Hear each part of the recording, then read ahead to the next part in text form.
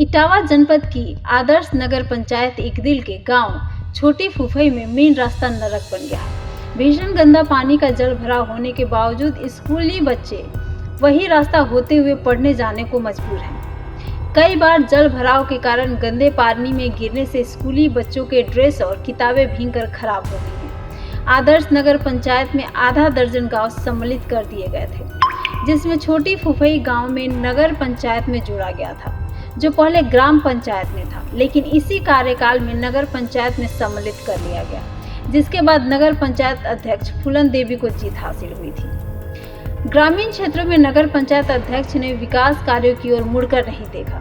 छोटी फुफई में लगभग 3 सरकारी विद्यालय इसी रास्ते पर आते हैं, जहां स्कूली बच्चे और टीचर इसी गंदे पानी से होकर निकलते हैं और कई बार तो स्कूली बच्चे और महिला टीचर गिरकर भी घायल हो गई हैं।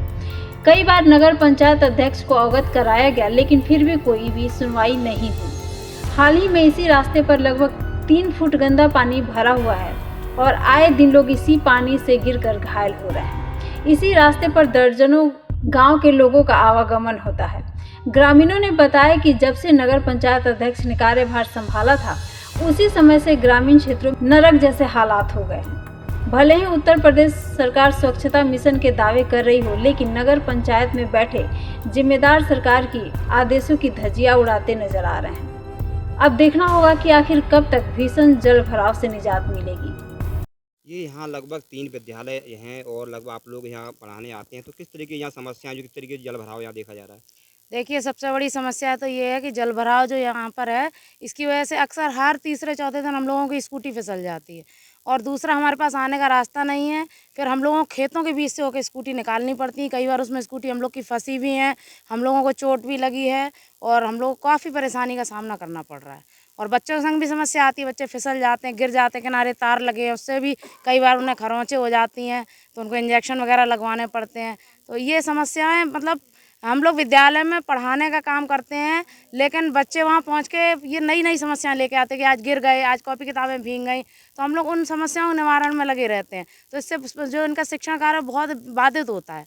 तो हम चाहते हैं कि जल्दी जल्दी ये रास्ता बनाई जाए, ताकि बच्चे और शिक्षक भी आसानी से समय से विद्यालय पहुँच सकें और किसी तरह की उनके साथ कोई दुर्घटना भी ना हो। हरिओम। अच्छा, अच्छा, तो ये पानी भर कैसे आप स्कूल जाते हैं? भरा हुआ पानी है, पानी में घुस के जाते हैं। और अच्छा, जब निकलते हैं तो बस्ता कभी गिरे भी हो यहाँ पे? कब गिर गए थे आप? अभी पेपर चल रहे था। गिर गए थे इसमें आप? अच्छा। और कितने बच्चे गिरे? हाँ बताओ, तुम बताओ बेटा। और भी बच्चे गिरे हैं इसमें? गिरते हैं? ये बताएगा। बताओ तो बेटा, ये अर्पित बताएगा। अर्पित बताओ बेटा।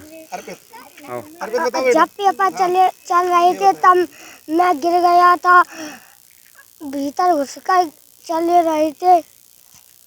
आओ बेटा, क्या नाम है तुम्हारा? अर्पित। हाँ, अर्पित, क्या समस्या, क्या यहाँ दिक्कत होती है आप लोगों को? हम लोग यहाँ पर आते हैं तो पानी भरा है, हम लोग पानी में घुस के आते हैं। हमारे पेपर चल रहे थे तब हम गिर गए थे और हमारे बस्ता भी भींज गए थे, कॉपियाँ भी भींज गई थी। इसीलिए हम लोगों का ये निवेदन है कि ये पानी साफ हो जाए। ये इससे कम से कम 3 विद्यालय जुड़े हुए हैं, कल्याणपुर, बीलमपुर और फूपई। तो हम लोग सुबह सुबह जब आते हैं तो देखते हैं यहाँ से निकल नहीं पाते। कई लोग गिरते हैं, गाड़ियाँ फंस जाती हैं, निकल नहीं पाते। कई लोग तो हाथ टूट गए, जैसे ये देख रहे हैं, गिरने से हाथ टूट गया। और वो एक कहाँ गए? एला। तो मास्टर, क्या समस्या है यहाँ की? कोई समस्या का हल क्यों नहीं हो रहा है? क्या वजह है ये समस्या? तो ये भाई गांव वाले जाने कि ये जो पास में खेत लगे हुए हैं, दोनों साइड इसमें जगह ही नहीं है कहीं, तो जबकि यहाँ पटरा होना चाहिए। 1.5 मीटर की पटरी होती है। विद्यालय जहाँ रास्ता होता है वहाँ पटरियाँ होती हैं, दोनों साइड पटरियाँ होती हैं, लेकिन पटरियाँ कहीं दिख नहीं रही हैं। पटरियों पे कब्जा देखा जा रहा है। आपके विद्यालय में जो बच्चे वगैरह आते हैं वो किस तरीके से निकलते होंगे यहाँ से? यहाँ से तो बच्चे गिरते हैं, साइड से निकलते हैं। कहीं अगर कोई कपड़ा चेंज करके आते हैं, कोई गाड़ियाँ जैसे लेके आ जाता तो कपड़े इनके छटक जाते हैं। कई बार बच्चे गिरे, पानी में धसके आते हैं। कभी कभी साइडों में तार लगे हुए हैं। साइडों में तार लगे। पंचायत क्षेत्र आता है एक दिल का जी। तो क्या कार्ड है? ये चेयरमैन की कहीं ना कहीं लापरवाही देखने को मिल रही है। बिल्कुल ऐसा लग तो ऐसा ही रहा है। तो क्या चाह रहे हैं आप लोग? ये चाह रहे हैं कि हम लोग कम से कम 3-3 किलोमीटर का चक्कर काट के आना पड़ता है हम लोगों को विद्यालय में। तो ये बहुत बड़ी समस्या है हम लोगों के लिए। और अगर इधर से आते हैं तो गिरने का, फिसलने का डर रहता है। कई बार लोग यहाँ गिरते हैं। लेडीज टीचर तो आ ही नहीं पाते, यहाँ से निकल नहीं पाती। स्कूलों के समय में भी विलम्ब होता है हम लोगों को। बच्चे भी बड़ा मुश्किल से निकल पाते हैं या गिर जाते हैं। तो बड़ा दयाहीन, दया से ज़्यादा परेशान है बच्चे। इस तरह परेशान है, आते हैं और तुरंत ही डेली 1-2 बच्चे गिर जाते हैं, फिसल जाते हैं। ये लगता है कहीं ना कहीं दुर्घटना ना हो जाए किसी दिन। हम तो ये प्रशासन से ये चाहते हैं कि ये रास्ता तुरंत ही सही कराया जाए। और ये पता नहीं है कि ये सेक्टर जो होता है वहाँ 5 कड़ी की कूल होती है, कहाँ गायब है, कहाँ है। ना तो कोई लेखपाल सुन रहा है, ना कोई अधिकारी सुन रहा है, पता ही नहीं क्या है। कहीं दुर्घटना ना हो जाए बच्चे के साथ। और हम लोगों को तो निकलना ही बहुत परेशान। अच्छा सर, ये जैसा देखा जा रहा है कि आपके विद्यालय में महिलाएं टीचर भी आती हैं, तो वो किस तरीके से आने? अरे वो तो निकल ही नहीं पाती बेचारी, क्या करें। वो तो 3-4-5 किलोमीटर का चक्कर काट के आती हैं बहुत, और आने में भी टाइम लगता है।